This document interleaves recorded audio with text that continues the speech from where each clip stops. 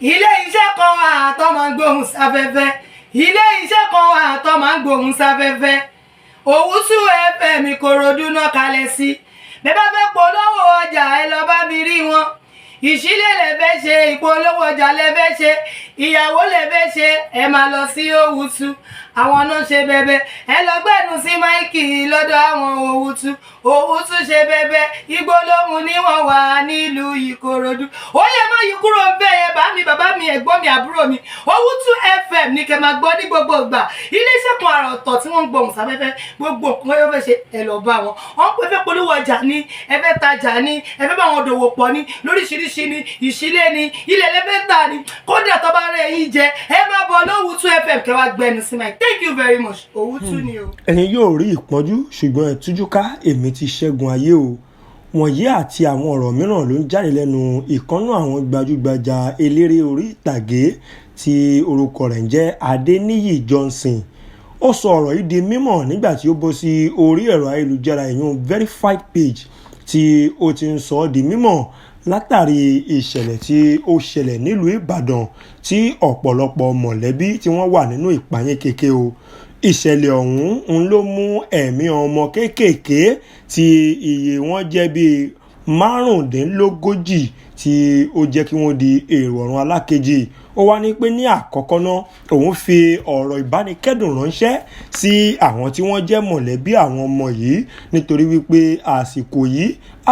ó mọ̀ ní agbára o kò sí ẹbí kankan tó lè gbàdúrà kí irú nǹkan báyìí ṣẹlẹ̀ ó wá lóun bẹ Elédùà wípé kí ó bá òun rọ̀ wọ́n lọ́kàn kí ó sì fi ọ̀pọ̀lọpọ̀ oore kí ó fi rọ́pò ìbànújẹ́ tó ṣubú lù wọ́n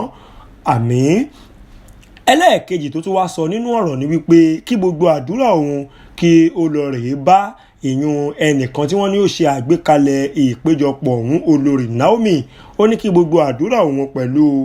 èròǹgbà òun kí lọ rè bá arábìnrin ọ̀hún nítorí wípé ohun rere àti inú kan náà ni ó fi ṣe àgbékalẹ̀ kinní ọ̀hún káyé má sọ oore dìbì mọ́ wa lọ́wọ́ o ó ní wípé tí àwọn ènìyàn bá wo sàkún tó ṣẹlẹ̀ àti wípé òun gẹ́gẹ́ bí ẹnìkan òun rí i nírì wípé ó fẹ́ kó gbogbo àwọn ọmọ ìjọ papọ̀ láti fi ẹ̀rín sí wọn lọ́kàn ni kó tó wá di wípé Sátánì ó sọ ọjọ́ yìí di ọjọ́ burúkú èṣù gba ice water nínú àwọn ọ̀rọ̀ tó sọ síwájú sí i ó ní wípé gbogbo ará ìpínlẹ̀ Ondo òun náà ni àwọn ènìyàn ti mọ̀ wípé onínúure ni wọ́n tí ó lè jẹ́ wípé kí àwọn ó máa ṣe àgbékalẹ̀ ní tó lè mú kí inú àwọn ènìyàn dùn òun náà ni wọ́n mọ àwọn fún o ṣùgbọ́n ayé ò ní sọ oore wọn ò ní sọ ọ́ dìbì mọ́ wa lọ́wọ́ o ní àkótán ó wá ń sọ ọ́ di mímọ̀ fún àwọn tí wọ́n jẹ́ ìjọba wípé ẹ dákun o ẹ bá wa wá ojútùú sí ọ̀rọ̀ ọ̀hún ṣùgbọ́n lẹ́yìn gbogbo nǹkan tí ìbáwù kẹ́ ṣe ẹ bá wa ṣe Olori Naomi ẹ ṣe jẹ́jẹ́ kẹ́ ẹ ṣe pẹ̀lẹ́ o nítorí wípé tí a bá wọnú òfin dáadáa a ó rí wípé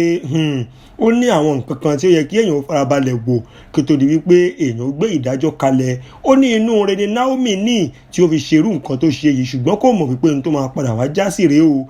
ó sọ ó ní pé God bless Nigeria God bless everybody ẹ lọ kí ẹ lọ rèé ṣe kíni kí ẹ lọ rèé wá ojútùú sí ọ̀rọ̀ ọ̀hún òun ni Niyi Johnson ló sọ fún àwọn ìjọba èmi wá ń gbà á ládùúrà fún mi àti fún ẹ̀yin náà wípé a ò ní ṣoore ṣe o ọjọ́ tí ebi bá ń pa ọ̀nà a ò ní jáde nílé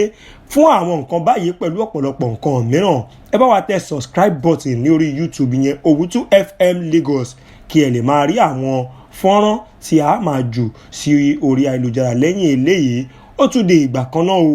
ó dàbọ̀. Kindly subscribe to our YouTube channel Owutu FM Lagos. Bye.